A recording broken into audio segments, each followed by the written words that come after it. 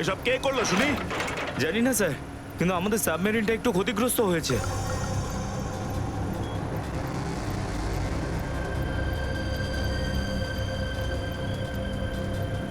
গ্যালারে navy এসে গেছে, ওদের জাহাজ আর কামান দেখা যাচ্ছে। কি? কি না? হ্যাঁ, নেভির এত সামনে চলে এলে তোমাদের মরার এত শখ। কিন্তু স্যার এখন কি করব? কি আর করবে, কেটে পড়ো এখান থেকে। আমাদের পুরো অপারেশন ভন্ডুল করার আগে আমাদের এখান থেকে চলে যেতে হবে। কিন্তু এত অল্প ক্রিউ মেম্বার নিয়ে সাবমেরিনকে কি করে শিফট করব, তাও এত অল্প সময়? সেসব আমি কিচ্ছু জানি না। কিছু করো আর এখান থেকে বেরো, যাও, জলদি করো, যাও। Okay sir.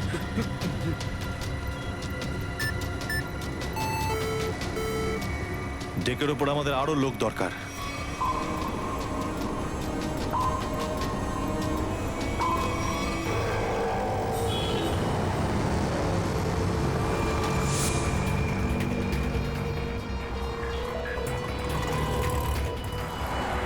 ভাই এই গলিতেই তো এসেছিল। গেল কোথায় ও? ফোন কর, তাড়াতাড়ি ফোন কর ওকে।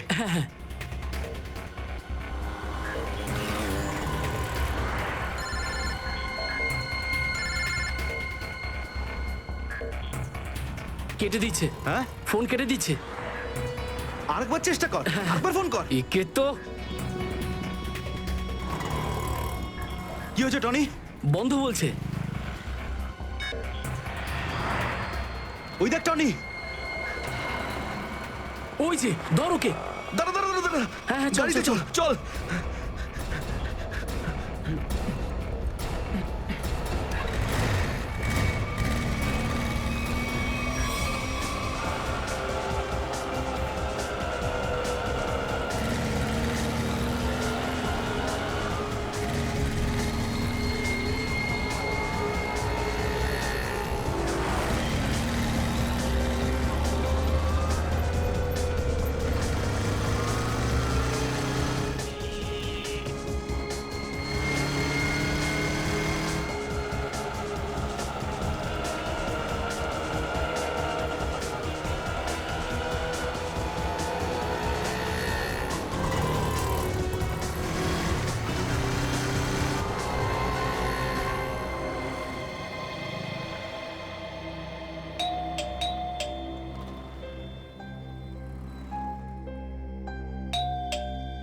অনন্যা,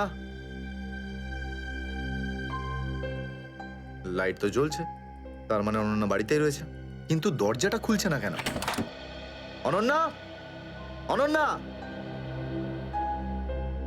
কোথায় গেছে এই মেয়েটা? অনন্যা,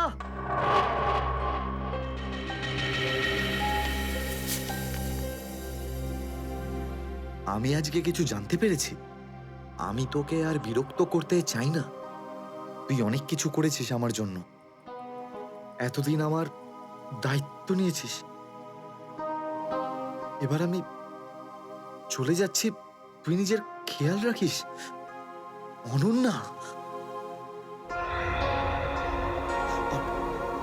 ও মাই গড, এটা কি করলো এই মেয়েটা? কোথায় খুঁজবো আমি ওকে এবার? কোথায়?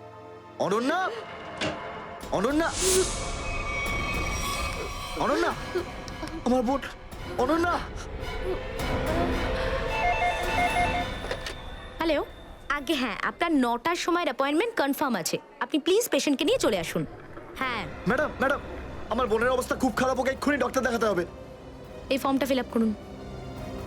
আমি ফিল আপ করছি ফর্ম, আপনি ওকে ভর্তি তো করুন আগে। স্যার, অ্যাডমিশনের জন্য ফর্ম ফিল আপ করাটা দরকার। আমি বলছি তো আমি ফিল আপ করে দেবো তোমার ফর্ম, আগে ডাক্তারকে তো দেখাই। স্যার, আপনি এইভাবে কথা বললেই ডক্টর এখানে এসে যাবেন না। আপনার আগেও অনেক পেশেন্টস রয়েছেন, তাদেরকে দেখা হবে, তারপর আপনার বোনকে দেখবেন। আরে কারোর জীবনের প্রশ্ন আর আপনি এখানে ফর্ম নিয়ে পড়ে আছেন। আই এম সরি স্যার, একজন মানুষের জন্য হসপিটালের রুলস পাল্টানো হবে না। আপনি যতক্ষণ ধরে কথা বলছেন ততক্ষণ তো ফর্ম ফিল আপ হয়েই যেত। ঠিক আছে, দিন দিন পেন। ফর্ম ফিল আপ করার পাশাপাশি 1,00,000 টাকা ক্যাশ কাউন্টারে জমা দিয়ে দিন। 1,00,000? এত টাকা তো নেই আমার কাছে এখন। আজকাল তো শ্বাস নেওয়ার জন্য টাকার দরকার। যদি আপনি টাকা না জমা দেন তাহলে আপনার পেশেন্টকে অ্যাডমিট করা হবে না। ম্যাডাম, ও মরে যাবে, ওর তাড়াতাড়ি ট্রিটমেন্টের প্রয়োজন। আপনার মনে মায়া দেওয়া বলে কিচ্ছু নেই? আপনি ছাড়াও এখানে এত লোকজন আছেন, কার কার উপর দয়া করবো বলুন তো? সবার ওপর। যদি সবার উপর দয়া দেখাই না, তাহলে এখান থেকে আমার ছুটি হয়ে যাবে। তখন আমায় কে দয়া দেখাবে বলুন তো? কি হয়েছে? কি হয়েছে ম্যাডাম? স্যার, আমি কখন থেকে ওনাকে বোঝাচ্ছি যে ডিপোজিট মানি ছাড়া আমরা ওনার পেশেন্টকে অ্যাডমিট করতে পারবো না, কিন্তু উনি তো একই কথা বলে যাচ্ছেন, টাকা নেই আমার কাছে, টাকা কোথায় পাবো? কত টাকা দিতে হবে ম্যাডাম? 1,00,000 টাকা। এই নিন, আর যান তাড়াতাড়ি ওনার বোনকে অ্যাডমিট করুন। Go fast. স্যার, ফর্মটা ফিল আপ করুন। ম্যাডাম, আগে পেশেন্টকে অ্যাডমিট করুন, তারপরে ফর্ম ভরে নেবেন। Okay sir. Thank you sir. আপনারা কে আর আমার জন্য এত কেন করছেন? এত কিছু ভেবো না ভাই, আরে মানুষই তো মানুষকে সাহায্য করে, আর এইসব লেনদেন তো পরে দেখা যাবে। চিন্তা করার কোনো দরকার নেই, আমরা এই আশেপাশেই আছি। এই পেশেন্টকে নিয়ে যাবো। হ্যাঁ, তাড়াতাড়ি নিয়ে যাও।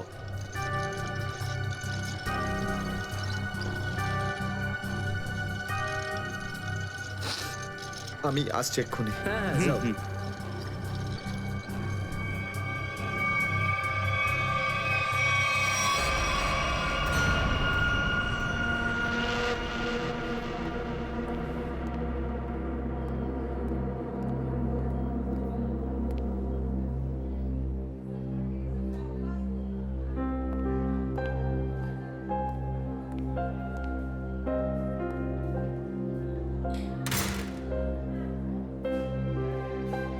ডাক্তারবাবু, অনন্যা কেমন আছে? সমস্ত রিপোর্ট ঠিক রয়েছে তো? আপনি চুপ করে আছেন কেন? মিস্টার সিদ্ধার্থ, আপনার বোনের ক্যান্সার আবার ছড়িয়েছে। কি? এটা কি করে সম্ভব ডাক্তারবাবু?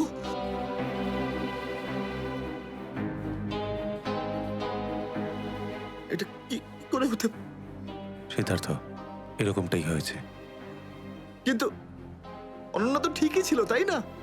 ওর সমস্ত রিপোর্ট বলছিল যে ওর আর কোনো বিপদ নেই, আর আপনি বলছেন যে আবার? না ডাক্তারবাবু, এটা হতে পারে না। এমনটাই হয়েছে। গত 3 বছর ধরেও বিপদমুক্ত ছিল, কিন্তু এইবার রোগ অনেক বেশি ছড়িয়েছে। খারাপ কিছু ঘটেও যেতে পারে। আপনি কি বলতে চাইছেন ডাক্তারবাবু? এটাই যে তোমার বোন অল্প কয়েকদিনই বাঁচবে। না ডাক্তারবাবু, এরকম বলবেন? ডাক্তারবাবু, ওর জন্য কিছু করুন না ডাক্তারবাবু, কিছু করুন আমার বোনের জন্য প্লিজ। এক্সপেরিমেন্টাল ট্রায়াল আছে, হয়তো এতে ওর প্রাণ বেঁচেও যেতে পারে। হ্যাঁ, তো করুন না এক্সপেরিমেন্ট। আমি কখন আটকালাম? প্লিজ করুন। কিন্তু এই ট্রিটমেন্টে অনেক খরচা হবে। কত? কম করে প্রায় 15 লাখ টাকা।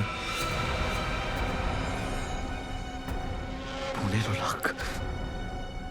অনন্যার জ্ঞান ফিরেছে, ও আপনাকে ভেতরে ডাকছে।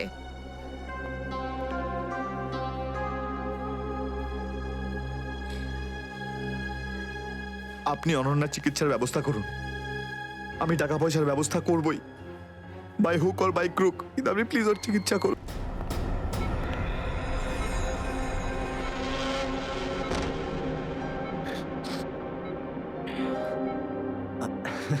আরে অনন্যা, ডাক্তারের সঙ্গে কথা হলো আমার। তুই তো একদম ঠিক আছিস। বেশ, আর কয়েকদিনে তোকে বাড়ি ফেরত নিয়ে চলে যাবো আমি। তুই না দাদা, এখনো অব্দি মিথ্যে বলতে শিখলি না।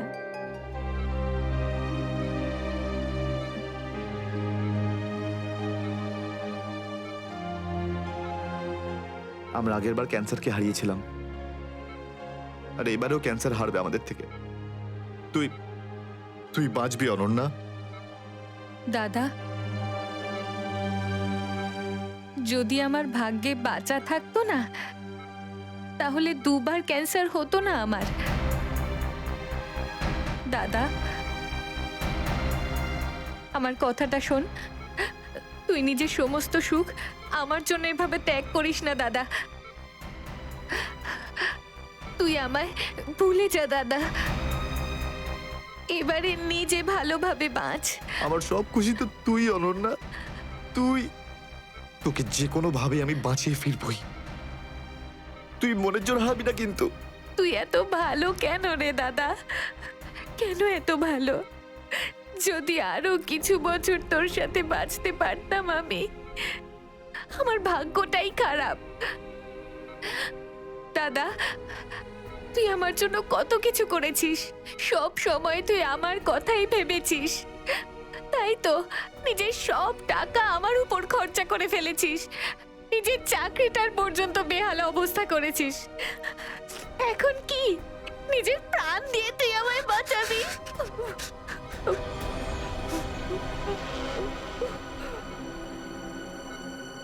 স্যার, আপনি প্লিজ বাইরে যান, ওনাকে রেস্ট নিতে দিন। তুই যা দাদা।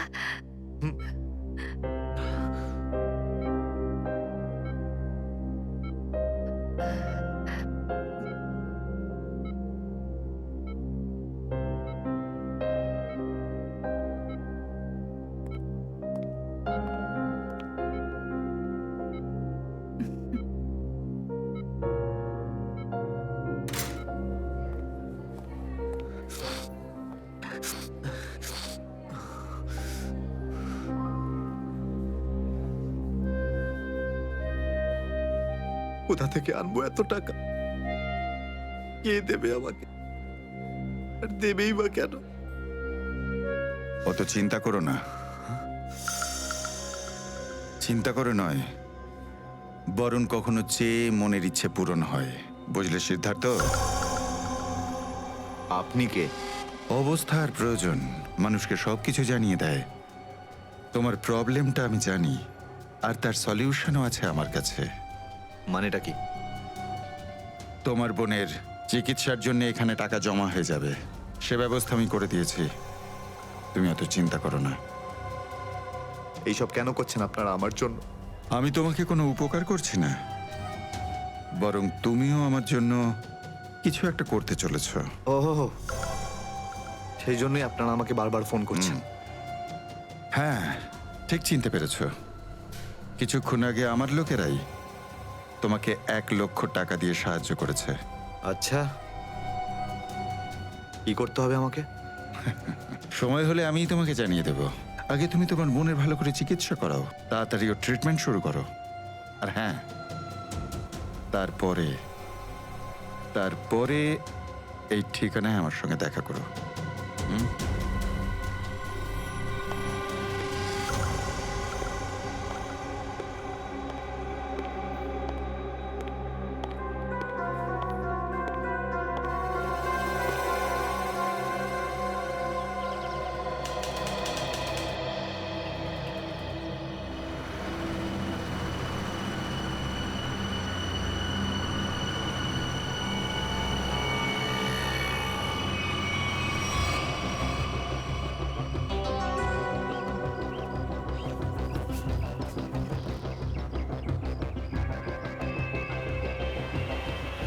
স্যার, ওর কাছে দাঁড়াবো? না না না, আর একটু এগো সামনে। আগে দেখতে তো হবে যে ও একা এসেছে নাকি সঙ্গে কাউকে নিয়ে এসেছে। নে, এখান থেকে ইউটার্ন নে।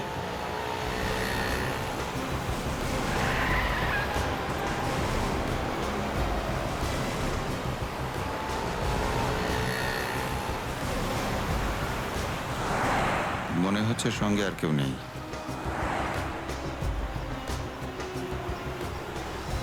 চলোর কাছে গিয়ে গাড়ি দাঁড় করা।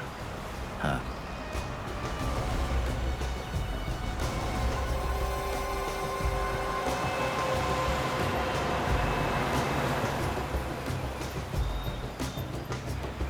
এসো, ভেতরে চলে এসো, তাড়াতাড়ি তাড়াতাড়ি।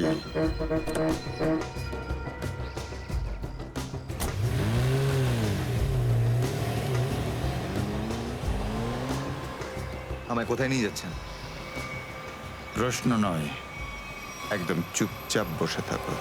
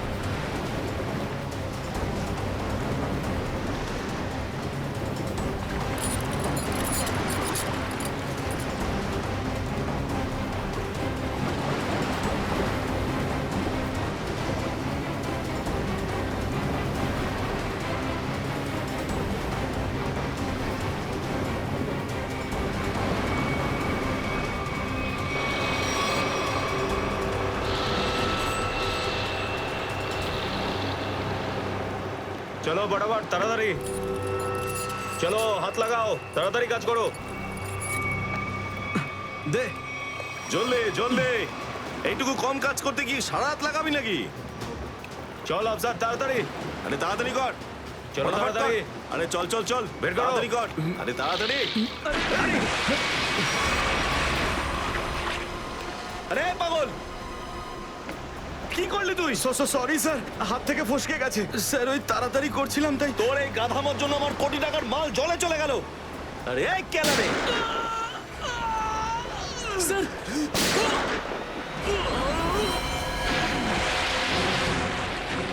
বস, বাকি বাক্সগুলো তুলে নিয়ে এখান থেকে বেরিয়ে যাই। হ্যাঁ এই চলো, বের কর বের কর, দে ফটাফট।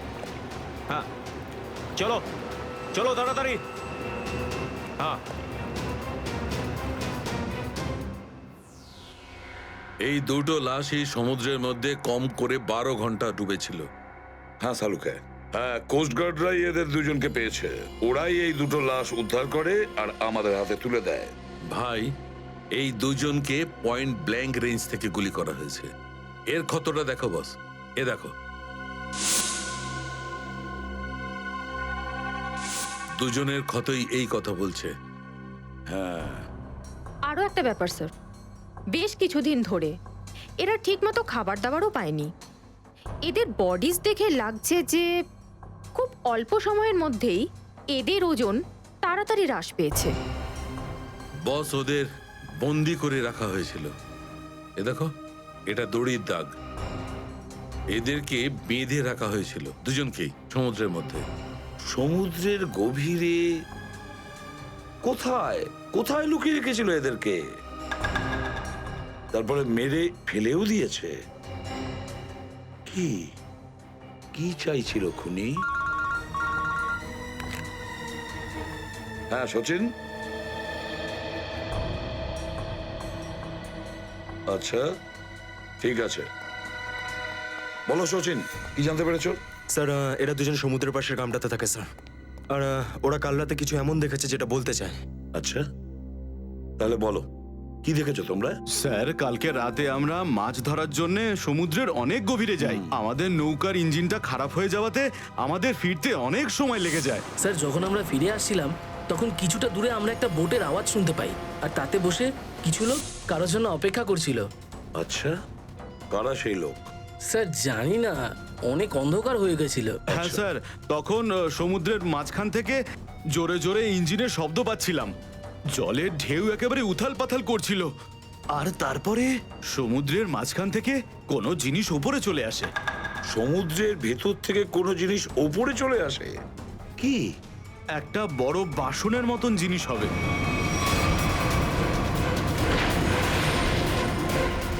সাবমেরিন, ডুবোজাহাজ? হ্যাঁ হ্যাঁ, ডুবোজাহাজ। আর ওই বোটটা যখন ডুবোজাহাজের পাশে যায়, আর তখন ওখানে কিছু লোক কাজ করছিল স্যার। কি কাজ করছিল? জানি না স্যার, অনেক রাত হয়ে গেছিল তো দেখতে পাইনি। তখনই আমরা গুলি চলার শব্দ শুনতে পাই। গুলি চালানোর শব্দ? কটা গুলি চলেছে? দুটো গুলি স্যার। ও, দুটো গুলি চলেছে। আর আমরা দুটো লাশও পেয়েছি। আর আমরা ওখান থেকে ভয় পেয়ে পালিয়ে যাই স্যার। স্যার, একটা কথা বুঝতে পারলাম না, সমুদ্রের মাঝামাঝি এই সাবমেরিন কি করছিল? সেটাই তো। আর ওই বোটটায় তাহলে হচ্ছিল কি? স্যার, হ্যাঁ Pankaj? Sir, missing person bureau থেকে দুজন ভিক্টিমের ডিটেলস পাওয়া গেছে। গ্রেট। অমল, মনোজ আর দুজনেই একই দিনে নিখোঁজ হয়েছে। আর স্যার, দুজনেই মেরিন ইঞ্জিনিয়ার্স। হ্যাঁ সেটাই তো, মেরিন ইঞ্জিনিয়ার। সচিন, এটা কোনো কোইন্সিডেন্ট নয়, কোনো সংযোগ নয়। কারণ মেরিন ইঞ্জিনিয়ার্সরা অনেক কিছু কাজ করে সাবমেরিনে, ডুবোজাহাজে। এটা কোনো কাকতালীয় নয়। আর স্যার, ইন্ডিয়ান ওয়াটারে এই ডুবোজাহাজ আসলে কি করছিল? কিছু না কিছু গোলমাল তো আছে, খুব বড় রকমের গোলমাল আছে, খুব বড় রকমের গোলমাল। খোঁজ নিতে হবে ওই ডুবোজাহাজের ব্যাপারে। ইন্ডিয়ান নেভি, ভারতীয় নৌসেনা থেকে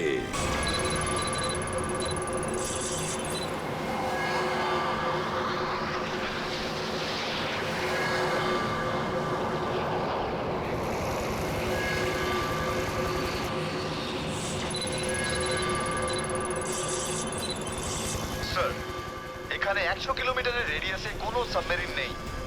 মাছওয়ালারা কি এই লোকেশনটাই বলেছিল? মনে হচ্ছে ওই সাবমেরিন আমাদের থেকে অনেক দূরে চলে গেছে। একটা রক সাবমেরিন ইন্ডিয়ান ওয়াটারে, বিশ্বাসই হচ্ছে না। কিন্তু এটাই সত্যি। কিন্তু ওরা করছিলটা কি? এটাই তো খোঁজ নিতে হবে।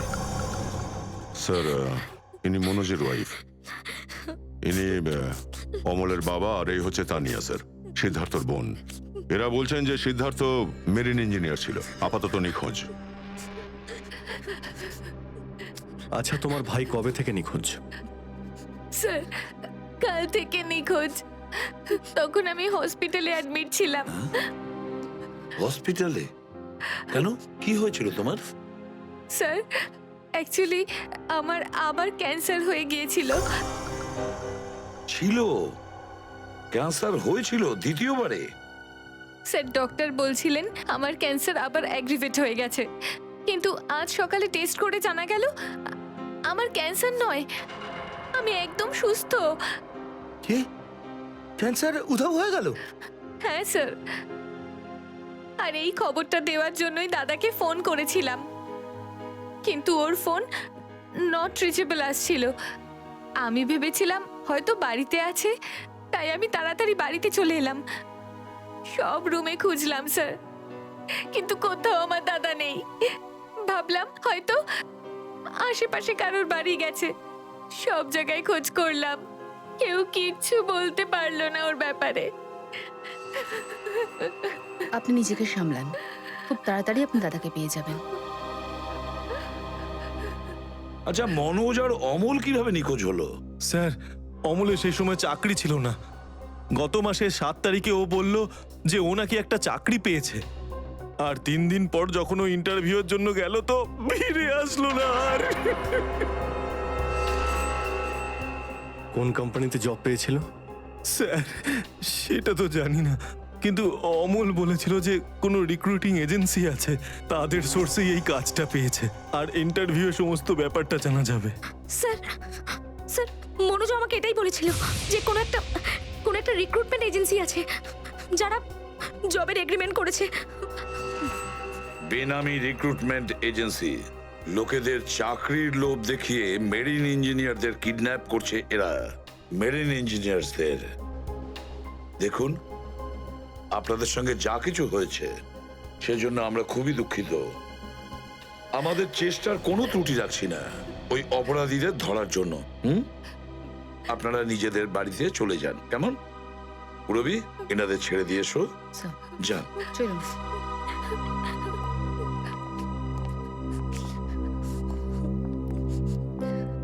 স্যার, হ্যাঁ, স্যার প্লিজ স্যার, আমার দাদাকে খুঁজে দিন আপনারা।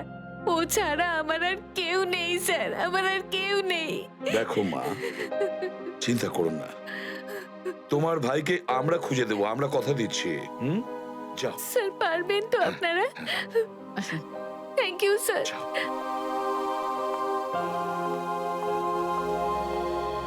এই অনন্যার ডাক্তারের সঙ্গে কথা বলতে হবে। স্যার, হ্যাঁ, স্যার হতে পারে যে সাবমেরিনে প্রচুর টেকনিশিয়ানের প্রয়োজন ছিল, আর সেই জন্যই ওরা এই চাকরির জালটা পেতেছিল। স্যার, এই ডুবোজাহাজটা কোথায় আছে আমরা জানি না স্যার, তাহলে অপরাধীদের আমরা ধরবো কি করে? পঙ্কজ, আমাদের এমন কিছু করতে হবে যাতে অপরাধীরা আমাদের খোঁজে আর এই ডুবোজাহাজ অব্দি নিয়ে যায়।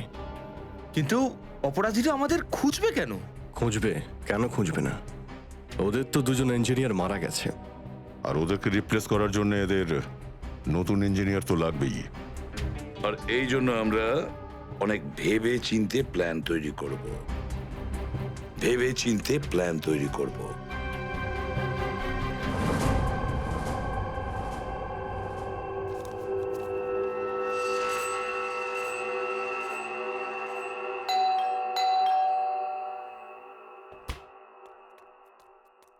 মনে হচ্ছে এসে গেছে।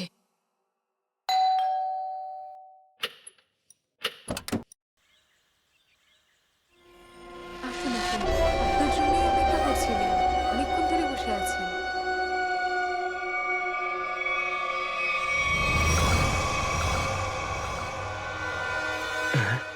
আসুন না, আসুন ভেতরে। অশোক আপনার জন্যই ওয়েট করছিল। Good morning sir, good morning, welcome welcome. Please have a seat sir, বসুন বসুন। আমি আপনাদের জন্য চা নিয়ে হ্যাঁ আসছি। ঠিক আছে। নো থ্যাঙ্কস, আমি চা খাই না।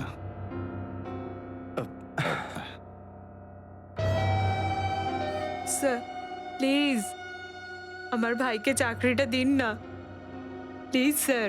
আমাদের অনেক ধার রয়ে গেছে, জানি না আমরা কিভাবে সেটা শোধ করব। দিদি দিদি, এক মিনিট এক মিনিট। আরে আমাদের তো আগে কথা বলতে দাও প্লিজ। তুমি এসো, তুমি আমার জন্য চা করে নিয়ে এসো, যাও প্লিজ প্লিজ।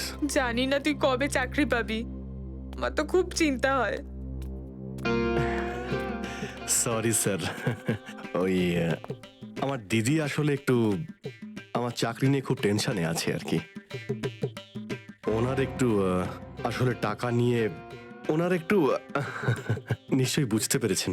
হয় এরকম, আসলে টাকা জিনিসটাই এরকম।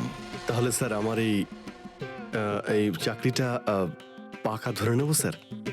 দেখা যাক, তার আগে তোমাকে কিছু প্রশ্ন করতে চাই। যা জিজ্ঞেস করার জিজ্ঞেস করতে পারেন, আমি রেডি স্যার। কিন্তু স্যার স্যার প্লিজ স্যার, এই চাকরিটা আমাকে আপনি দিয়ে দিন প্লিজ স্যার। অ্যাকচুয়ালি স্যার আসলে আমাদের টাকার খুব প্রয়োজন স্যার। Sir please sir. খুবই এক্সাইটেড দেখছি আপনি এই চাকরিটা নিয়ে। সে তো একদমই স্যার। আসলে স্যার আমি আগে ওই গভর্নমেন্ট জব করতাম স্যার। স্যার ওই গভর্নমেন্ট জবে প্রমোশন আর টাকা পেতে অনেক কষ্ট করতে হয় স্যার। এই জন্যে স্যার আমি রিজাইন করে দিয়েছি। আপনার পুরো নাম আর ডেট অফ বার্থ? আমার নাম Ashok Kumar. Date of birth 10th April 1976। আর কোয়ালিফিকেশনস? মাস্টার করেছি sir, master in marine engineering from GID college. তার মানে সাবমেরিনের ইঞ্জিনের মেনটেন্যান্স আর নেভিগেশনের ব্যাপারে তো নিশ্চয়ই নলেজ আছে। Yes yes yes sir, you are right sir. তো মিস্টার অশোক, একটা কথা বলুন, আপনার এক্সপিরিয়েন্স অনুযায়ী একটা সাবমেরিনকে জলের নিচে কতটা গভীর অবধি নিয়ে যেতে পারেন? কত গভীর অবধি? স্যার সেটা তো ওটা স্যার ডিপেন্ড করে স্যার, মডেলের ওপর ডিপেন্ড করে স্যার। ওর ভেতরে গিয়ে আমি সাবমেরিন ঠিক করেছি স্যার। আর মেরিন তো অনেকটাই নিচে যায় স্যার, 400 অবধি যাই স্যার। ও হ্যাঁ, আমি আপনার স্কুলের প্রিন্সিপাল মিস্টার সুরেশের সঙ্গে কথা বলেছিলাম, আপনার খুব প্রশংসা করছিলেন। ওনার টাচে আছেন তো আপনি? প্রিন্সিপাল প্রিন্সিপাল স্যার খুব ভালো লোক স্যার। স্যার আমার প্রিন্সিপাল আমার মেন্টরও ছিল স্যার। ওনার নাম স্যার সুরেশ নয়, মহেশ ছিল স্যার। আর স্যার উনি তো 2012-এ রিটায়ার করে গেছেন। আর ওনার পরে হয়তো সুরেশবাবু এসেছেন প্রিন্সিপাল হয়ে, ওটা স্যার আমি ঠিক জানি না স্যার, সেটা আপনি নিশ্চয়ই জানবেন। ওকে মিস্টার অশোক,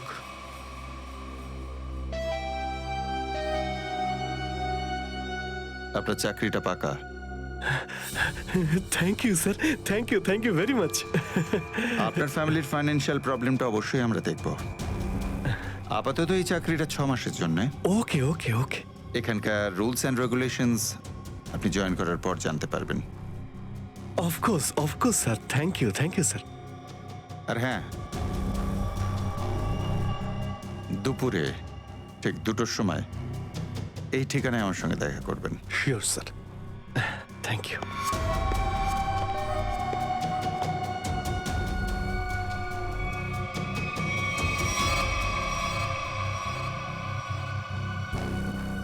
কাজ হয়ে গেছে, আরো একটা জব পাকা হয়ে গেছে আমার।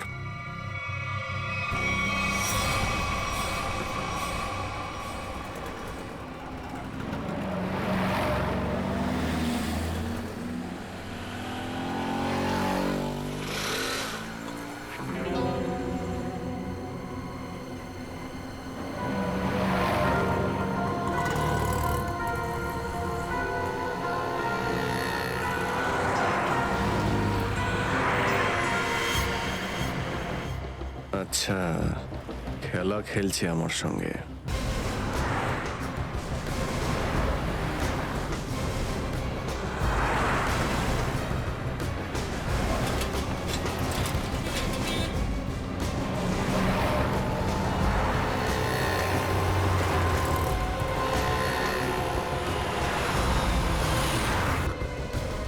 নমস্কার। নমস্কার।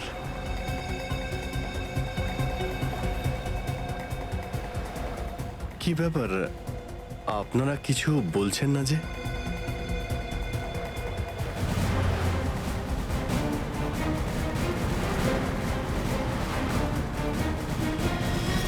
আচ্ছা, আপনারা কি এদের... এই চুপ চুপ চুপ। হ্যালো। আরে ও, শ্বাস তো চলছে, হয়তো ঘুমোচ্ছে। সচিন তাড়াতাড়ি, ওরা যেন আমাদের নজরে এড়াতে না পারে।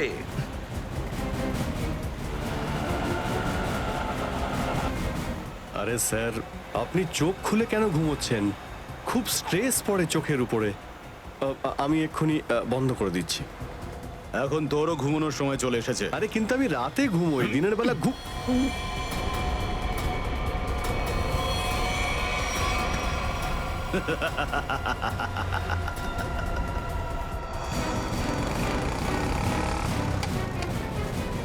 স্যার ওরা তো বেরিয়ে গেল। সচিন, কিছু একটা করো, ওই গাড়িটাকে আমাদের ফলো করতেই হবে।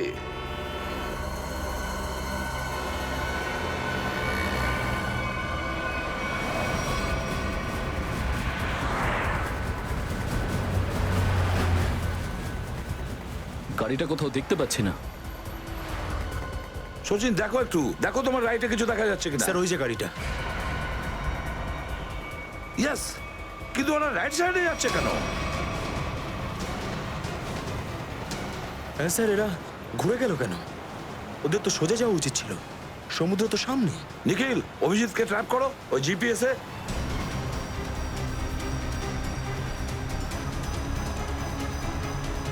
অভিজিৎ স্যারের জিপিএস ডিভাইস সিগন্যাল দিচ্ছে না, কাজই করছে না। ওভারটেক করো এই গাড়িটাকে, ওভারটেক করো। এই দাঁড়া দাঁড়া দাঁড়া দাঁড়া।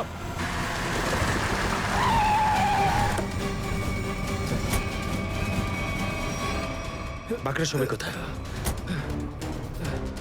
কি হয়েছে? চুপ বল, গাড়ির ভেতরে যারা ছিল তারা কোথায়? স্যার এর মধ্যে কেউ ছিল না। কেউ ছিল না মানে? দেখ, সব সত্যি সত্যি বলে ফেল, নাহলে। সত্যি বলছি স্যার, আমাকে একটা লোক বললো যে সঙ্গমনগর চৌরাস্তার মোড়ে গাড়িটা দাঁড় করিয়ে চলে যেতে। আর কি বলেছে? আর তো কিছু বলেনি। এই কাজের জন্য ও আমাকে 5,000 টাকাও দিয়েছে। ওই মেরিন অব্দি পৌঁছানোর একটাই রাস্তা ছিল, আর সেটাও বন্ধ হয়ে গেল। নিখিল, সিআইডির কোনো রাস্তা বন্ধ করা যায় না। যদি একটা রাস্তা কেউ বন্ধ করে, অন্য রাস্তা আমরা তৈরি করি।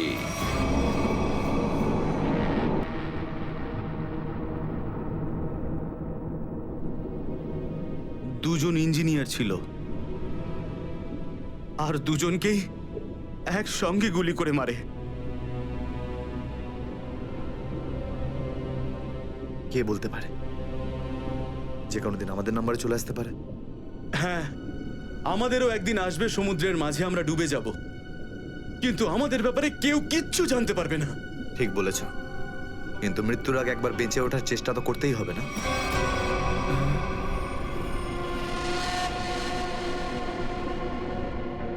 চারদিকে সমুদ্র, সিদ্ধার্থ, আমরা চাইলেও কিছু করতে পারবো না। কোথায় যাবে তুমি? কন্ট্রোল রুমের ভেতরে। কি? হ্যাঁ হ্যাঁ, আমার কাছে একটা প্ল্যান আছে।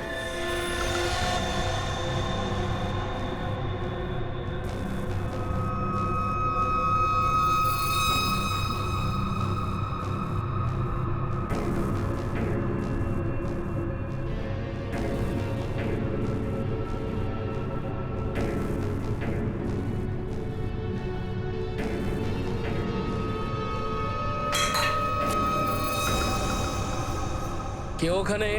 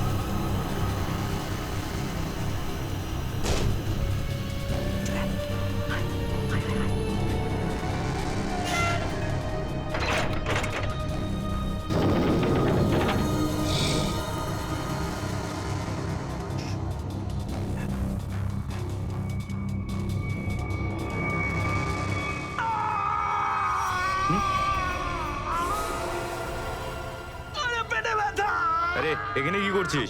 আমার পেটের ভেতরে খুব জোরে ব্যথা করছে। পেটে ব্যথা না নাটক করছিস? সত্যি বলছি, আমার পেটের ভেতরে খুব জোরে ব্যথা করছে। কিছু একটা করো প্লিজ। এই আবার কোথায় গেল? চল, ঠিক আছে ঠিক আছে, চল চল, এদিকে চল।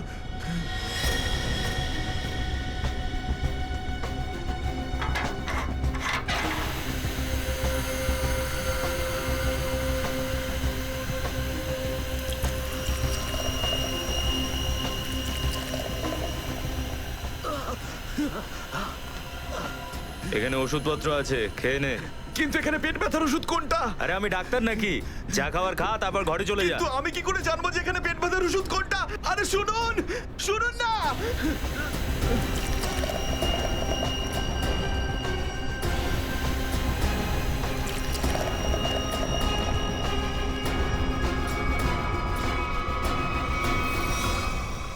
এই, এখানে কি করছিস? আমি কন্ট্রোল রুম দেখতে এসেছিলাম শুধু। এই না জিজ্ঞেস করে কি করে এলি তুই? এদিক ওদিক গেলে না প্রাণে মেরে দেবো। চল বেরো এখান থেকে, বেরো, চল।